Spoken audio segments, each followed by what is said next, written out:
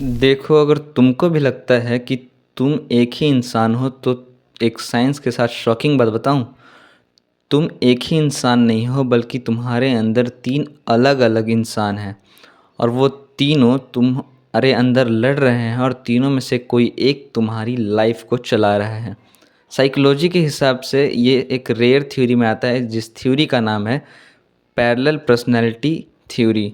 इस थ्योरी के हिसाब से हर इंसान के अंदर तीन अलग अलग पर्सनैलिटीज़ होती हैं। पहला इंटरनल पर्सनैलिटी, दूसरा एक्सटर्नल पर्सनैलिटी और तीसरा इमेजिन पर्सनैलिटी।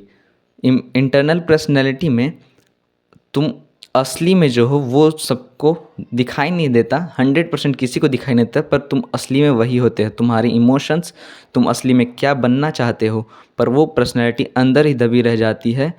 क्योंकि तुम जब कॉन्फिडेंस फील करना चाहते हो तब तुमको डर लगने लगता है। तुम काम तो करना चाहते हो पर डिस्ट्रैक्शन आ जाता है। और एक ज़रूरी बात इस पर्सनैलिटी का, कोई तुम्हारी ये पर्सनैलिटी नहीं देख रहा होता, बस लोग तुम्हारी दूसरी वाली पर्सनैलिटी देख रहे होते हैं। दूसरी पर्सनैलिटी तुम्हारा वो वर्ज़न है जिसको हम एक्सटर्नल पर्सनैलिटी ही बोलते हैं, जो लोग तुम्हें नोटिस करते हैं। तुम्हारा बॉडी लैंग्वेज, तुम्हारी स्माइल, तुम्हारा एटीट्यूड, ये सारा एक्सटर्नल पर्सनैलिटी में आता है। तो इसको अगर तुम चलाना चाहते हो तो तुम अपने हिसाब से नहीं चला पाते, क्योंकि तुम कॉन्फिडेंस दिखना चाहते हो पर तुम होते अंदर से नर्वस हो। तुम इनसिक्योर फील करते हो पर दिखते सबको कॉन्फिडेंट हो। ये तुम्हारे बॉडी और ब्रेन का कॉम्बिनेशन नहीं बनाता। और तीसरा जो हमारा पर्सनैलिटी है वो सबसे ज़्यादा पावरफुल है, जो है इमेजिन पर्सनैलिटी। ये पर्सनैलिटी वो है जो तुम सोचते रहते हो कि लोग तुम्हारे बारे में क्या सोचते हैं, लोग तुम्हें नोटिस कर रहे होंगे, पर कोई सोचता भी नहीं, किसी को फ़र्क भी नहीं पड़ रहा। तुम सोचते हो कि लोग मुझे वीक समझते हैं, पर कोई सोच भी नहीं रहा होता फिर भी। और जब भी तुम्हारी ये तीन पर्सनैलिटी एक लाइन में नहीं होती तो तुम एंजाइटी, ओवर थिंकिंग के शिकार बनते हो।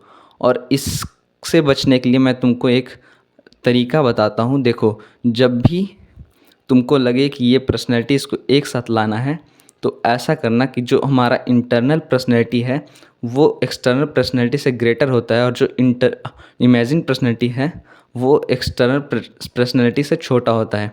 यानी जो तुम हो वही सबको दिखो, और जो सबको दिख रहे हो उसको एक्सेप्ट करो।